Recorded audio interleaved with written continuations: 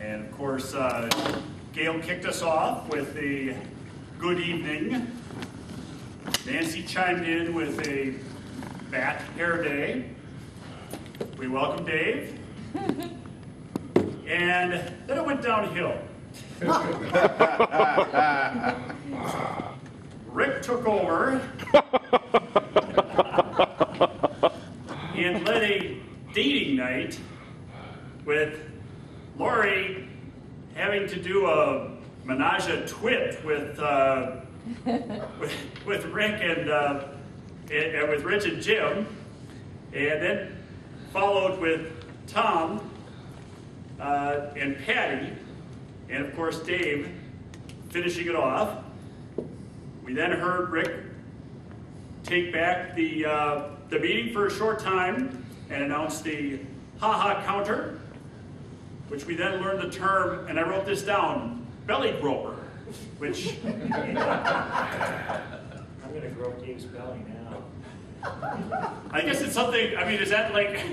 Here's a demo. Yeah, I'll have to think about that. We then learned, about Jim, again, showing his range by not talking about bacon. But still exhibiting a kind of an abnormal sexual fixation about caramel apple cider, which was, I guess, further frustrated by his multilingual limitations. Very interesting. Corky kind of saved it with the 1 minute improv. I'm still trying to figure out why you put the oatmeal on your feet. Jim stepped in and talked about box elder bugs, which really kind of saved the whole apple cider thing, I thought. Dave established he liked his car. Woody, and again, my notes might be, a little incomplete here, but there's something about gravitational pull on gay men. I wasn't really following that whole thing. Apparently, Rich talked about puppies causing hernias, and then there was Nancy, who was part of a religious group where spaghetti's what you have to eat on Friday nights. I was kind of dozing off for this part. Laser tag at the haunted house. But then I woke up again for Tom because I didn't realize, I thought he was 70. I've learned tonight he was 100. So we got that going for us. Rick got into a regular routine of losing things. And we learned about Gail's Gizzy, talking about her fur challenge cat.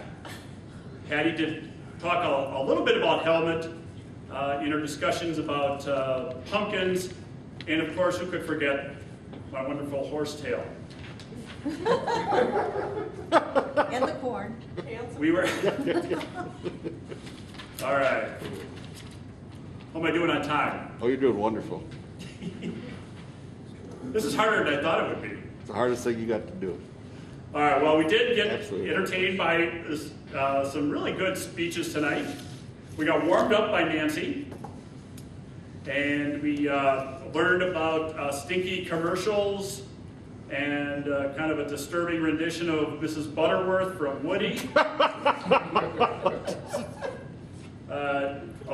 A very entertaining life lessons from Gail, and kind of a sit-down speech from Rich. I was waiting for the point counterpoint, you ignorant slut, I think.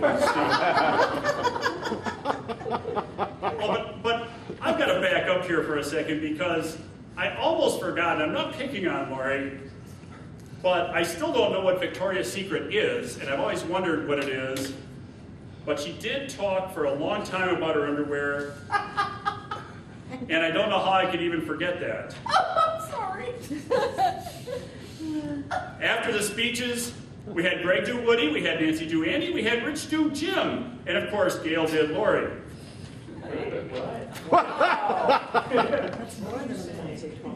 I'm saying that's tonight's monologue. Thanks for listening.